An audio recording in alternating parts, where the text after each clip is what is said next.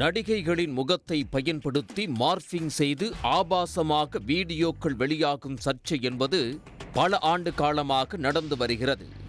தொழில்நுட்பம் வளர வளர உண்மை என நம்பும் வகையில் ஆர்டிபிஷியல் இன்டெலிஜென்ஸ் தொழில்நுட்பங்களை பயன்படுத்தி நடிகைகளின் ஆபாச வீடியோக்கள் தற்போது சமூக வலைதளங்களில் வெளியாகி பரவி வருகின்றன.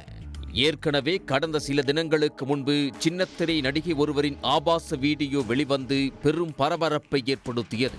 அது போலியான வீடியோ என்று நடிகையின் தரப்பில் கூறப்பட்டது. இந்த சர்ச்சை முடிவதற்குள் மீண்டும் பிரபல நடிகை கிரணின் ஆபாச வீடியோ வெளியானதாக சமூக வலைதளங்களில் பேசப்பட்டது.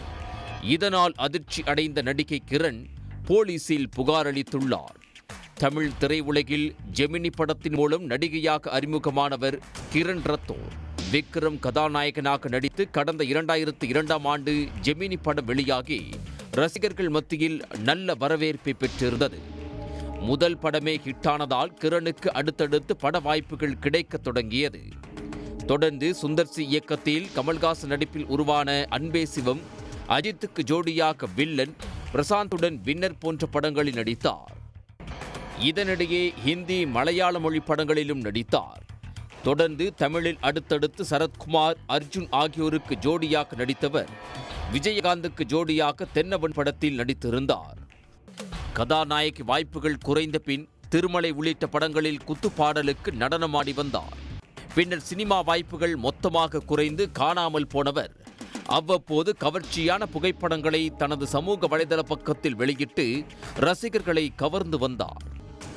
இந்த நிலையில் நடிகை கிரண் தனது முகத்தை பயன்படுத்தி போலியாக ஆபாச வீடியோ தயாரித்து சமூக வலைதளங்களில் பதிவேற்றப்பட்டுள்ளதாக சைபர் கிரைம் போலீசில் புகார் அளித்துள்ளார்.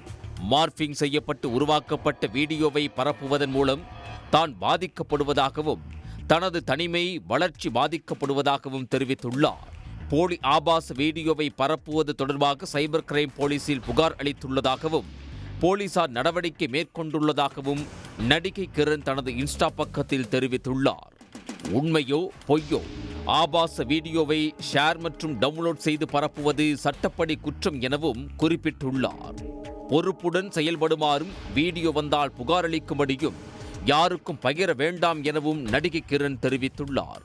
இதுபோன்று மார்பிங் வீடியோவின் ஆபத்து குறித்தும் சைபர் புல்லிங் குறித்தும் விழிப்புணர்வு ஏற்படுத்த வேண்டும் என நடிகை கிரண் கோரிக்கை விடுத்துள்ளார். உடனுக்குடன் செய்திகளை தெரிந்து கொள்ள சன் நியூஸ் பெல் ஐகானை கிளிக் பண்ணுங்க.